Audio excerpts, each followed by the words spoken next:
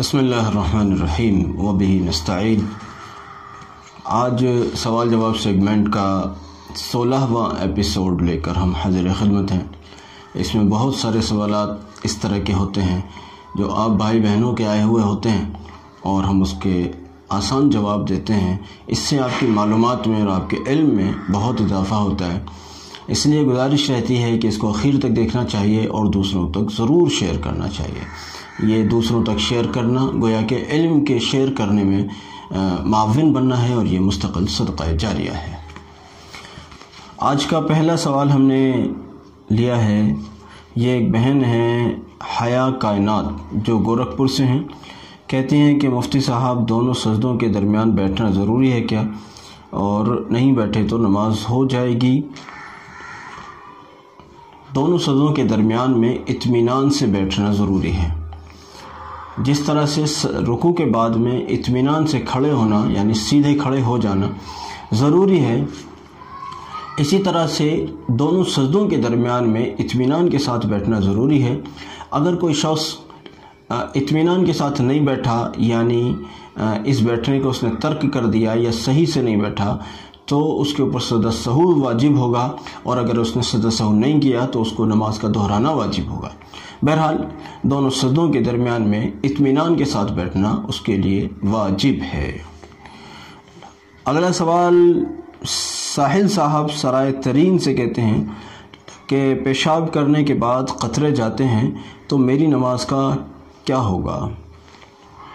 بھائی آج کل یہ مرض بڑا عام ہے، جوانوں میں بطور خاص پیشاب کے بعد قطرات جاتے ہیں۔ اس کے لیے 2-3 کام کر لینا چاہیے کہ ایک تو یہ کہ پوری احتیاط کرنی چاہیے استنجے کے اندر، اور گاؤں دیہات میں اگر جہاں میسر ہوتا ہے وہاں ڈھیلا استعمال کرنا چاہیے، اور شہروں میں چونکہ نہیں ہو پاتا تو وہاں اس صورت میں ٹیشو پیپر کا استعمال کرنا چاہیے، اور اس کے بعد میں پانی وغیرہ کا استعمال کرنا چاہتے ہیں تو بہرحال بعد میں کریں، لیکن پہلے جہاں میسر آ جائے وہاں ڈھیلے کا، مٹی کا ڈھیلا، اور جہاں میسر نہ ہو وہ ٹیشو پیپر کا استعمال کریں، اور استنجا کرنے کے فوراً بعد میں وضو نہ کریں، کیونکہ جو قطرات نکل رہے ہیں جن قطرات کو جانا ہی ہے وہ مرض کے اعتبار سے، ان قطرات کو پہلے جانے دیجیے۔ جب وہ لگے کہ اب فارغ ہو گیا ہے تو اس کے بعد میں پھر وضو کریں۔ اس درمیان میں تھوڑا سا چہل قدمی کر لیں جن قطرات کو نکلنا ہے تاکہ وہ نکل جائیں، اور اگر کچھ قطرے یقیناً نکلے ہیں تو پھر بہرحال صفائی وغیرہ کا اہتمام کرنا چاہیے۔ اس کے بعد بہرحال وضو کریں، اور وضو کرنے کے بعد تھوڑا سا پانی لے کر آگے کے حصے میں ڈال لیں، کیونکہ کبھی یہ چیز شیطانی وسوسے کی بنیاد پر بھی ہوتی ہے۔ شیطانی وسوسہ ہوتا ہے کہ شیطان کا کام ہے آپ کو پریشان کرنا، قطرہ نہیں بھی نکلا تب بھی وہ آپ کو آ کے بتا رہا ہے کہ وہ قطرہ نکل گیا، تو اس سے بچنے کے لیے بہرحال تھوڑا سا پانی آگے کے حصے میں وضو کے بعد ڈال لیں، اور تاکہ اگر وسوسہ آئے تو اس کو بتایا جا سکے کہ بھئی یہ پانی ہے جو میں نے خود ڈالا ہے، یہ پیشاب کا خطرہ نہیں ہے۔ ویسے اس کے لیے حکیموں کے یہاں اور ہومیوپیتھ وغیرہ کے اندر اس کا علاج بھی ہوتا ہے، اور اس کی دوائی ضرور کھانی چاہیے۔ اصل میں پیشاب کی بے احتیاطی بہت بڑا گناہ ہے اور بہت بڑا وبال ہے۔ اللہ رب العزت حفاظت میں رکھے۔ آپ کو مشورہ دیتا ہوں کہ ان احتیاطوں کے ساتھ ساتھ کچھ حکیم یا کسی ہومیوپیتھ ڈاکٹر کی طرف بھی رجوع کریں۔ کہتے ہیں حضرت امام صاحب نے 4 رکعت کے بجائے 5 رکعت پر سلام پھیرا تو نماز کا کیا حکم ہے؟ بھائی اگر چوتھی رکعت پر امام صاحب بیٹھے نہیں تھے تو یہ نماز ہر صورت خراب ہو گئی، اور اگر چوتھی رکعت پر امام صاحب بیٹھ گئے تھے تو 5ویں کے ساتھ 6ٹھی بھی پڑھ لیتے، 2 رکعت نفل ہو جاتی، 4 رکعت یہ آپ کی ادا ہو جاتی۔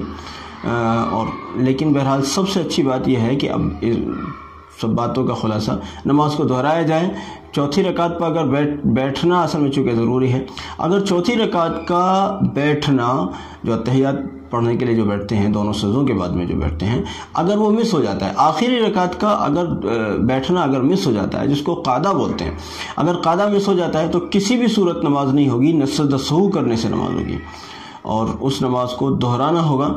تو اس لیے یہ اصول یاد رہے کہ اگر آخری رکعت میں بیٹھے ہیں تو گنجائشیں بھی ہیں، اور اگر آخری رکعت میں نہیں بیٹھے ہیں تو کوئی گنجائش نہیں ہے۔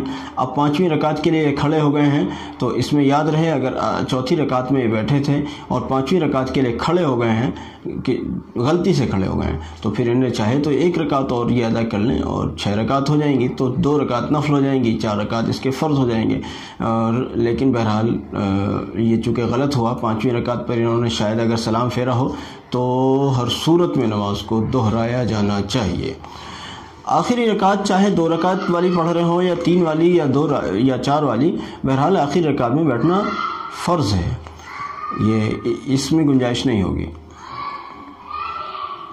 اچھا جی، اگلا سوال ہے، کہتے ہیں حضرت آج کل آن لائن دارالافتاء کھلے ہوئے ہیں، ان سے اپنے دینی مسائل حل کرانا کہاں تک درست ہے؟ اگر لوگوں کی آسانیوں کا خیال نہ ہوتا تو اس دور کی مصیبتوں میں سے ایک مصیبت یہ سوشل میڈیا پر جو دارالافتاء کھلے ہوئے ہیں ان کو کہا جانا چاہیے تھا، لیکن لوگوں کی آسانیوں کا ہے مسئلہ، لوگوں کے پاس اتنا ٹائم نہیں کہ علماء کے پاس چل کر جائیں، اور تو اس لیے بہرحال وہ یہیں سے دین سیکھ لیتے ہیں۔ لیکن صحیح بات جانیے، اگر میں انصاف کی بات کہوں کہ ان آن لائن سروسز نے علماء کے پاس جانے کے راستوں کو بند کر دیا ہے۔ میرے پاس فون آتے ہیں، فلاں کا نمبر دیجئے، فلاں کا نمبر دیجئے، ایک مسئلہ پوچھنا ہے، بہت دور دور کے لوگوں کے نمبر لیتے ہیں، جبکہ جہاں بھی وہ رہتے ہوں گے وہیں دائیں بائیں کوئی مسجد بھی ہوگی، کوئی اس میں عالم بھی رہتے ہوں گے، وہاں یہ 5 ٹائم جاتے بھی ہوں گے، اور ان عالم صاحب سے مصافحہ کر کے اپنا مسئلہ نہیں پوچھ سکتے۔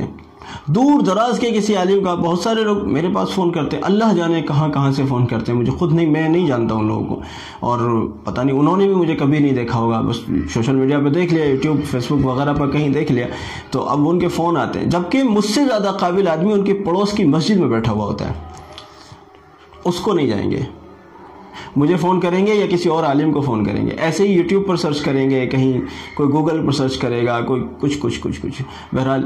لیکن یہ جو سب چیز ہے میرے دوستو، بات یہ ہے کہ اپنے مقامی علماء کو نظر انداز کر کے اگر آپ سوشل میڈیا کے ذریعے سے دین سیکھ رہے ہیں تو اگر آپ کے پاس ٹائم ہی نہیں ہے، آپ مصروف ہیں، تو چلو ہم مان لیتے ہیں، لیکن یقین جانیے گا، میں اپنی بات بھی کرتا ہوں، میری کلپ بھی دیکھنے کے بعد آپ کو معلومات تو بھلے مل سکتی ہے، لیکن کسی عالم کے پاس جا کر جو ان سے سیکھنے پر جو نور ملتا ہے، وہ نور یوٹیوب پر نہیں ملے گا، آپ کو وہ نور نہیں ملے گا۔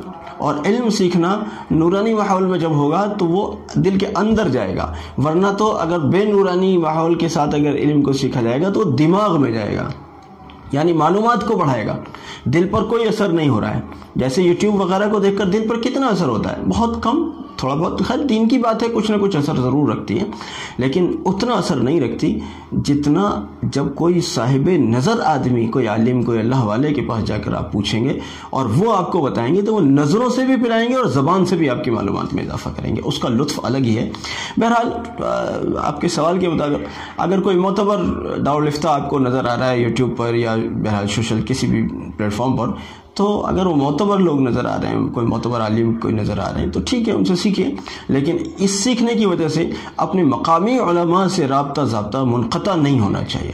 مقامی علماء کے پاس جانے کا رواج ختم ہو گیا۔ اگر جاتے ہیں، لوگ جاتے ہیں، کہتے ہیں کہ صاحب برکت نہیں ہے، کام نہیں چل رہا، یہ تعویذ دے دیجئے، وہ عمل بتائے، اس لیے جاتے ہیں، مسائل پوچھنے نہیں جاتے۔ اللہ معاف کرے، اللہ معاف کرے۔ کہتے ہیں غیروں نے ظلم کیا ہے، میں کہتا ہوں تم سے بڑا ظلم کس نے کیا ہے؟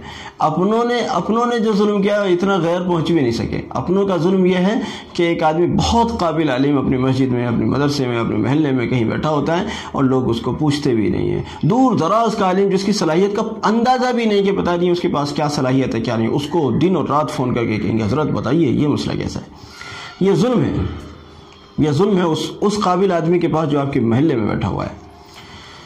ہاں بہرحال بھائی سوشل سائٹس ہوں یا دوسرے ذرائع، بہرحال معتبر لوگوں سے ہی پوچھنا چاہیے۔ اچھا جی، یہ ذرا ایک ایسی کڑوی سچائی ہے جو شاید یوٹیوبرز بعض حضرات اس کو پسند نہ کریں، لیکن میں ان سے معافی چاہتا ہوں۔ سچائی تو یہی ہے، لیکن بھلے وہ مجھے معاف نہ کریں، لیکن سچ یہی ہے، کڑوا سچ ہے، کڑوا، بہت کڑوا سچ ہے، شاید کسی کو ہضم نہ ہو۔ اچھا جی، یہ کہتے ہیں مسکان بہن اچھا دہلی سے کہتی ہیں ان کا بھی سوال آیا ہے، ان کی نانی صاحبہ کا بھی سوال آیا ہے۔ سوال تو کئی ایک تھے، ان کو ہم نے جمع کر لیا ہے۔ کہتے ہیں کہ جسے وسوسوں کی بیماری ہو وہ کیا کرے؟ وسوسوں کی بیماری ایک عجیب بیماری ہے، اللہ رب العزت حفاظت رکھے۔ جس کو وسوسوں کی بیماری ہوتی ہے اس کو نماز میں بھی وسوسے ہی آتے ہیں۔ اس کا ایک بہترین علاج بتاتا ہوں۔ آپ تو یہ بیٹی ہم سے بیعت ہے اصل میں، اس لیے مسکان کو بطور خاص میں مخاطب کرتے ہوئے کہہ رہا ہوں، اور دوسرے بھی فائدہ اٹھائیں۔ وساوس کا بہترین توڑ یہ ہے کہ آدمی مراقبہ کرے۔ میں نے بہت سارے اعمال کیے، بہت سارے ذکر اذکار کیے، مراقبے کیے، سب ایک کا اپنا رزلٹ ہے، کوئی نتیجہ، کوئی شک نہیں ہے، لیکن مراقبے کا رزلٹ بے مثال ہے۔ کسی کے نتیجے سے میں انکار نہیں کر سکتا، ظاہر بات ہے، اللہ کا نام ہے، اس میں تاثیر ہے، لیکن مراقبے کا جو رزلٹ ہے وہ بے مثال ہے۔ آپ مراقبہ کرنا شروع کریں، وساوس کب چھوڑ کر آپ کو بھاگ گئے آپ کو پتہ بھی نہیں چلے گا انشاءاللہ۔ تو اس لیے بھائی مراقبے کا اہتمام کریں۔ مسکان آپ مراقبہ کیا کریں، سیکھ لیں اور سکھا دیں گے ہم انشاءاللہ۔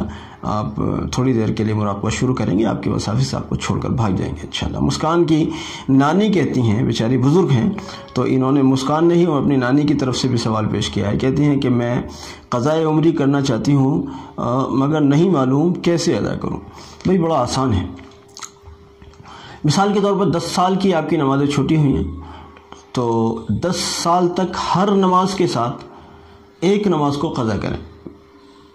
ظہر میں ظہر کے ساتھ ظہر کی قضا کریں، عصر میں عصر کی کریں، مغرب میں مغرب کی کریں، عشاء میں عشاء کی کریں، اور صرف فرض کریں ادا، اور عشاء کے لیے وطر بھی ادا کریں۔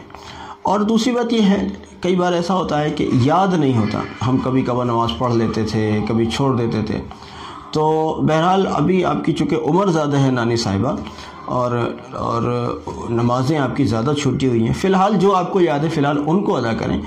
اللہ آپ کو عمر دے اور صحت دے، اور اللہ کرے آپ کی زندگی میں ادا ہو جائیں۔ اگر زندگی ختم ہونے کے قریب ہو اور ادائیگی نہیں ہو پا رہی ہو، آپ کی نمازیں قضا ابھی پوری طرح سے ادا نہ ہوئی ہوں، تو اپنے وارثین کو اپنی چھوٹی ہوئی نمازوں یا اپنے چھوٹے ہوئے روزوں کے فدیہ ادا کرنے کی وصیت کر کے جائیں۔ یہ چیز ہے۔ بہرحال اگلا اور آخری سوال ہے، کہتے ہیں کہ فرض نماز کے سجدے میں کوئی دعا مانگنا کیسا ہے؟ کوئی اپنی دنیا داری کی دعا کہ اللہ کام چل جائے، بیٹا ٹھیک ہو جائے، یہ ہو جائے، یہ دعائیں نہیں کریں گے۔ ایسی دعائیں کر سکتے ہیں جو قرآن و حدیث میں منقول ہیں، اور اردو زبان میں یا کسی اور زبان میں نماز کے اندر دعا نہیں کریں گے، بلکہ عربی ہی کے اندر دعا کریں گے، اور وہ بھی وہ دعائیں کریں گے جو قرآن و حدیث کے اندر منقول ہیں۔ اب آپ لگے سبحان ربی الاعلیٰ یا سبحان ربی العظیم کہنے کے بعد کہ اللہ رزق کا انتظام کر دیجئے، اللہ بیٹے کو فرما بردار بنا دیجئے، اللہ فلاں بیمار کو شفا دے دیجئے، بھئی یہ نہیں چلے گا، اس سے آپ اپنی نماز کو اور خراب کر بیٹھیں گے۔ بہرحال ایسا نہیں کرنا ہے۔ سجدے کے اندر اگر آپ کو دعا کرنی ہے تو دعائے مسنونہ میں سے کوئی دعا آپ کر سکتے ہیں، اور لیکن اس کو معمول نہ بنایا جائے، اس کو ہرگز معمول نہ بنایا جائے، اس کو عادت نہ بنائی جائے۔ اور یہ ہے کہ جو سنت طریقہ ہے اسی پر قائم رہیں۔ سنت یہ ہے کہ سبحان ربی الاعلیٰ پڑھیں، اور رکوع کے اندر سبحان ربی العظیم پڑھیں، اور اسی پر قائم رہیں، اس کے علاوہ ادھر ادھر نہ جائیں۔ آپ کو دعا کرنی ہے نماز کے بعد، خوب دعا کریں، آدھا گھنٹہ، 1 گھنٹہ، 2 گھنٹہ، ایک دن بیٹھے رہیں مسجد میں، ایک رات پڑے رہیں اللہ کے سامنے، بہت بڑی بات ہے، بہت خوش نصیبی کی بات ہے۔ خوب اللہ سے مانگیں، صرف یہ نہیں کہ نماز کے سجدے ہی میں آپ دعا کرنے لگ گئے۔ بہرحال ہماری یہ مختصر سا سیگمنٹ تھا، اس میں ہم نے چند ایک سوالات کو شامل کیا، اور گزارش کرتے ہیں کہ اس سیگمنٹ کو دیکھنے کے بعد سب لوگوں تک شیئر کریں۔ اللہ رب العزت آپ کے شیئر کرنے کو قبول فرمائے، ہماری اس کاوش کو قبول فرمائے۔ جزاکم اللہ۔ السلام علیکم ورحمۃ اللہ وبرکاتہ۔